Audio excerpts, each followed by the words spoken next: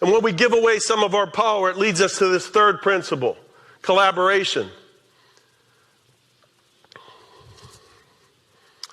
I get to work with some great executives.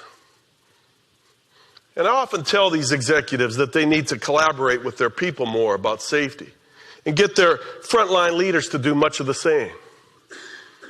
There's a great story about Jack Welch. I alluded to it previously, but I didn't tell you the whole story.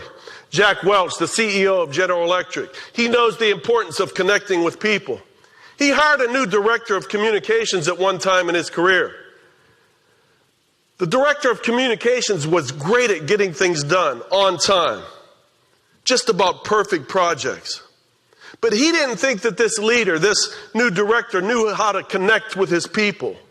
He didn't think that this leader spent enough time with his people, getting to know them, connecting with them, showing that he cared about them on a more personal level. 3 months into this director's job, he had reason to call up Jack Welch. He dialed in. He was patched into Jack Welch's administrator. He said, "Can I please speak to Jack?" The administrator said, "Of course." She patched him through. He was on the phone with Jack for about 6 seconds, and the phone went dead. He said, "That's strange." He called back and spoke to the administrator. He said, "I just got cut off from Jack." She said, "You didn't get cut off. Jack hung up on you." His heart sank.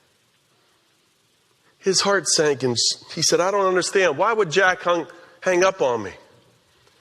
She said, "Jack wants to teach you a lesson." He said, "And the lesson?" She said, "Jack doesn't believe you know how to wallow with your people." Are we wallowing with our people when it comes to safety? Are we getting dirty with them at times? Or our managers and supervisors learning to get dirty with our people, to collaborate with them, to help them work through difficulties and challenges, because this isn't about productivity and safety. It's about safe productivity. It's all about safe productivity. Safety enhances everything that you do.